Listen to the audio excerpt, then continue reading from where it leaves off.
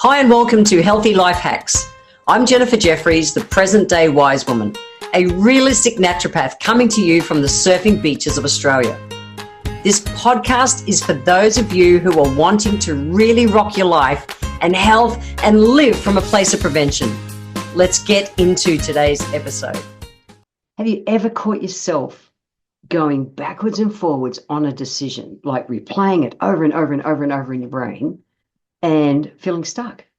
You know what? You are not alone. Second guessing is something that even the most confident people do at times. At times. Now, it doesn't mean that you're not capable, but it means that your brain is doing what it is built to do, which is to keep us safe. The good news is you don't have to stay stuck in self-doubt and frustration because you can't make decisions. What I'm going to do in this podcast is just break it down and give you some steps as to how to get out of second guessing yourself. Let's go.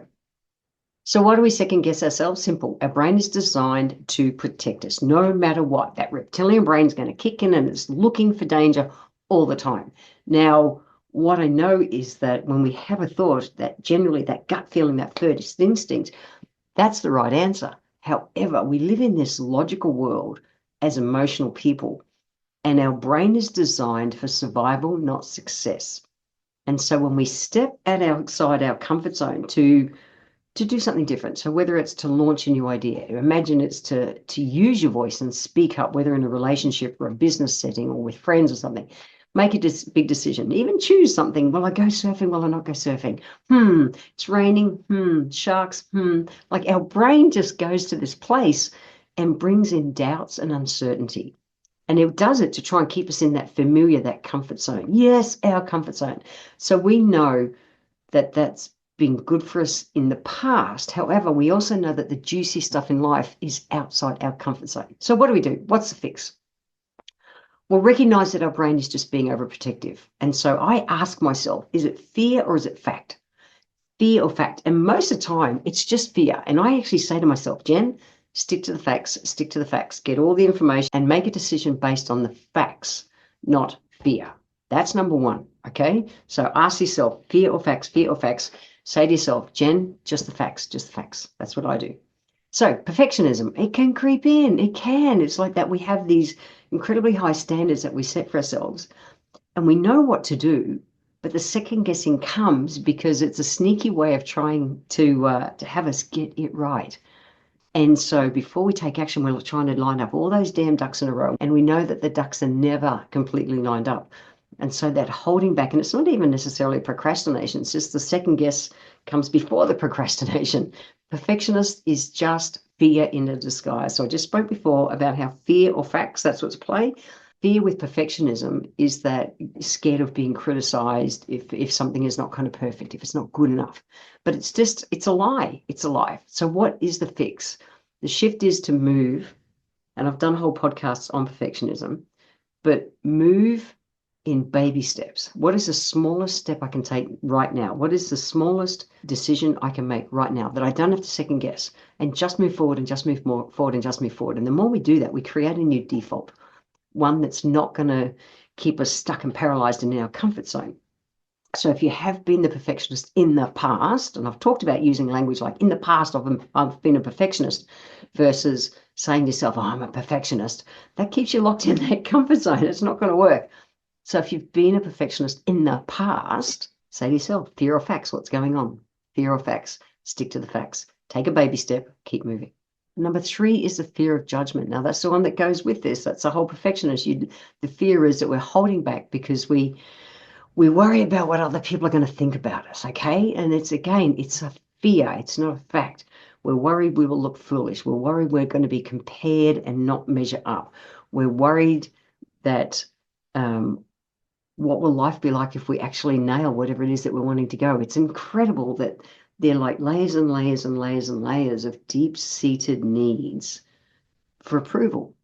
But be real, most people are too busy dealing with their own shit in life to worry about everything you're doing. I realized that years ago. I realized me thinking that other people were going to judge me was silly because they're so busy just trying to make up life as they go along as well, which is what everyone is actually doing every day. We really are. We're just like dealing with whatever it is. So get over that one. Say to yourself, fear or fact, fear or fact. So the fix is to flip the script. So instead of saying, what will people ask? It's like, what if this actually helps someone? What if me doing this helps someone? What if me going surfing, starting to learn to surf in my 50s and now in my 60s would help to inspire someone else? I focus on the impact of what I do, my choices, not any negative stuff. And that's that we all need a purpose in life. And even if you're doing stuff just to, I say to myself, I want to leave the world a better place. And I know that every little thing I do day in, day out is taking me towards a better life for me, which the only way I can leave the world a better place is if I live my best life. So everything I do, all the choices I make are leading me towards that life or keeping me packaged in fear and ultimately dying, because if we're not growing, we're dying. So focus on the impact, not the options. That's another one I use to reframe things. So we know that decision fatigue is real. When we're constantly making choices, big or small, our brain gets tired.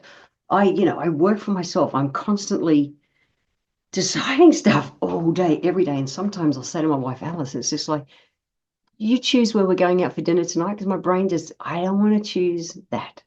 So I get it. Our brain can totally get tired. And when we do that, we can second guess ourselves more.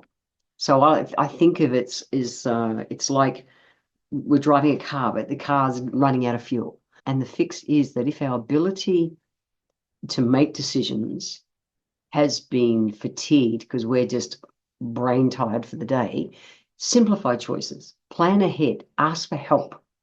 Okay? Don't do the whole stewing. But what will they think if? What will others think if? I can't be the big all caring butch dyke that likes to protect my wife and help my wife and make my wife's life easier. It's like we're service orientated beings. We're built to support other people. So give them the honor of supporting you to help make the decision sometimes. It's okay. It's okay. And ultimately, trust your gut. That very first thought that comes in, that's the answer. Have you ever wondered how your life could have been different if you'd had access to this type of content at a younger age? Look, this is why I need your help. I'm working to build the #1 platform that gives real and easy to integrate healthy life hacks and mindset to help you get well and stay well. This show only grows by word of mouth and new subscribers. It would mean the world to me if you could click the subscribe button right now, leave a 5-star written review, or drop a comment below. Share this episode with a friend and I would be forever grateful. Now, let's get back to this week's episode. It's always the answer. The second guessing comes because we think it can't be that simple. It's like you're going out somewhere and you think, oh, I better take a jumper. It might get a bit cool tonight, and you go, nah, it's not meant to be warm. I'm not going to do that. You leave the house without a jumper, and all night you're uncomfortable and you're going, no, I should have just taken the jumper. It was your intuition saying, take that jumper. Listen to it. The first thought that comes in is always our intuition.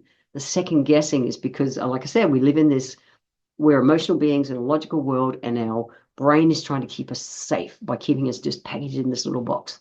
It doesn't work. And that's the thing. Now, number 5 is that we're growing. We're growing all the time. And just like a butterfly when it's coming out of the cocoon, it's the biggest struggle is right before the breakthrough, right before it comes out. It's huge. And so the second guessing usually comes right before a breakthrough. Why? Because we're strengthening, we're stretching our comfort zone, and we're stepping into that new level of whatever it is, success, confidence. And leadership triggers uncertainty because we're growing. And right before growth period, there's always that chaos and uncertainty. It is. But that's what's cool. We move through it. We get to the other side. It's like, yeah, I can do this. And it takes our courage before that confidence to do it. Now, the fear isn't because we're wrong. The fear is because we're actually leveling up. Yes. So the fix is, instead of thinking, what if I fail? Reframe it. What if I succeed? Like, seriously, I see opportunities to grow, and they do. I squirm. Alice and I, my wife, we talk about, squirming right now. You're squirming because it's uncomfortable, because you're at a point of growth. It's a great thing. So that's where the magic happens. All the juicy stuff in life is on the other side. So reframe it. Instead of it's like, oh, what if I fail? What if I can't do this? Oh my God, what if you do? You can. So we know that second guessing it's a built-in mechanism to help protect us, keep us in our comfort zone, not grow, stay safe, stay small. But we also know that the best things in life are on the outside. So what's the bare ass minimum to break free from second guessing and trust yourself? You ready?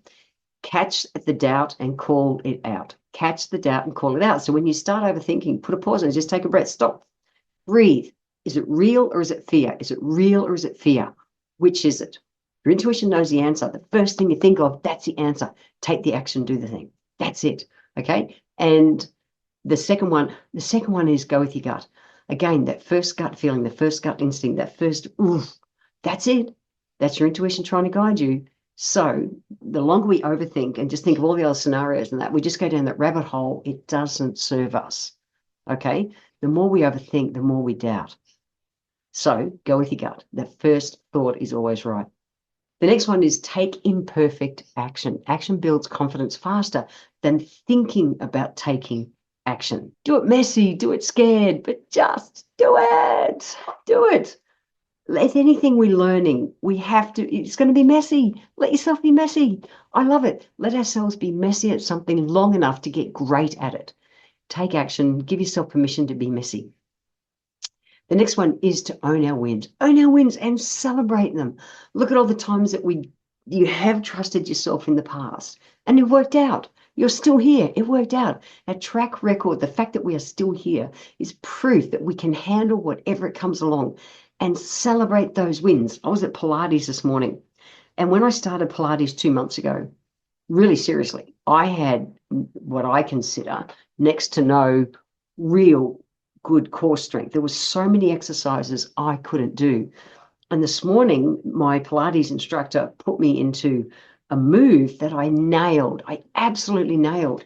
And she was like, oh, cool. Okay, well, let's go and do this. I said, no. I want to celebrate this for a minute. Let me feel how good this feels to do this. And I kept doing the same move from it because I wanted to feel the fact that I was celebrating that win, that I could not even get close to doing that move 2 months ago. And now I fucking nailed it. So before you level me up, I'm going to level up 100%, and I'll do that today in a moment. Give me 30 seconds to just feel this goodness, because that's what gives us. We've got to have the little wins to keep us going. So own the wins and celebrate them. The next one is to shift from what if I fail to what if I succeed.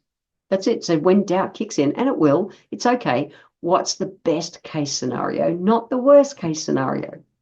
Oh, I've always said that I played in the past. I've always said that I played devil's advocate. I'd look for all the possibilities of what can go wrong. Well, that's no fun. What if I actually just keep looking for all the best case scenarios? I know that's one that I absolutely tipped on its head, and it brought a difference to my life. It really did. We can choose to focus on possibility, not fear.